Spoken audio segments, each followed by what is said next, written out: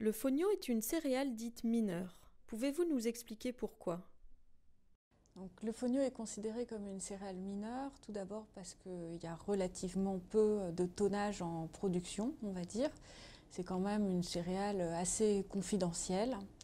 Elle est cultivée dans un espace géographique assez restreint qui va du lac Tchad à peu près au Sénégal, dans la zone subsahélienne. Et dans cet espace-là, elle n'est pas cultivée par tout le monde, mais seulement par un petit nombre d'agriculteurs, de manière assez hétérogène. Et au moment où il y a eu des choix sur les céréales ou les espèces de façon générale sur laquelle l'investissement monétaire international devait se faire, le fonio ne faisait pas du tout partie des priorités d'investissement en termes de recherche et en termes d'investissement financier. Et donc, de ce fait, au même titre qu'un certain nombre d'autres céréales ou qu'un certain nombre d'autres espèces, elle est qualifiée de mineure parce que peu utilisée, peu cultivée, peu consommée et finalement assez confidentielle. Pourquoi la recherche s'intéresse-t-elle aujourd'hui à la culture du fonio? Donc, la recherche s'intéresse aujourd'hui à la culture du fonio comme un certain nombre d'autres espèces parce qu'après avoir eu une visée très centrée sur un petit nombre d'espèces, on se rend compte que la sécurité alimentaire ne dépend pas seulement de ces petits nombres d'espèces, mais aussi beaucoup d'un certain nombre d'espèces moins étudiées qui font toutes partie de ce qu'on appelle l'agrosystème, c'est-à-dire même pour nous en tout cas, ce qui concerne toutes les espèces qui sont cultivées par des agriculteurs. Donc en ce qui concerne le fonio, on est sur une zone restreinte, africaine, majoritairement gouvernée par une agriculture familiale. Et donc on a affaire à plein d'agrosystèmes différents dans lesquels le fonio a une place prépondérante. Il a une place prépondérante au moins à deux niveaux.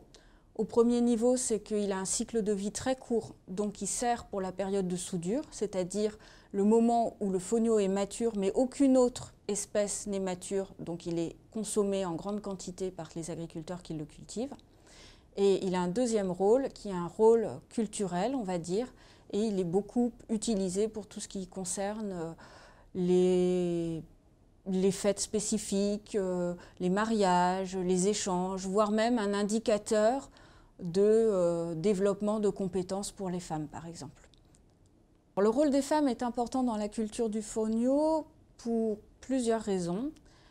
Donc, dépendant des ethnies, le fonio peut être exclusivement cultivé par les femmes ou cultivé par les femmes et par les hommes.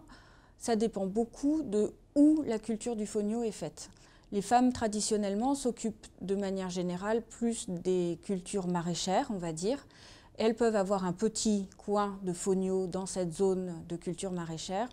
Et les hommes s'occupent plus de cultures sur des champs plus importants, et notamment les céréales. Et dans ces cas-là, les hommes peuvent aussi cultiver le fonio.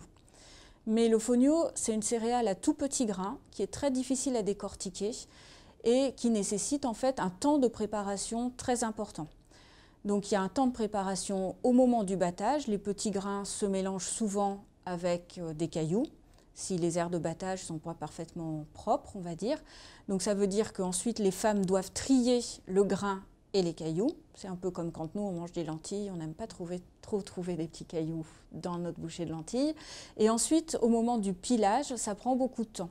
Ce qui veut dire que les femmes qui sont de toute façon responsables de tout ce qui touche à l'alimentation et en particulier tout ce qui est préparation culinaire, utilisent le fonio avec des modes de préparation tout à fait adaptés et développés par elles. Par ailleurs, le fonio a aussi une dimension culturelle importante et la difficulté de préparation qu'elles expérimentent fait que seules les femmes ou les filles expérimentées arrivent à préparer des plats de fonio qui sont appréciés par toute la famille au moment des grandes occasions. Et donc on a tendance à dire qu'une femme est prête à être mariée quand elle sait préparer un plat de fonio.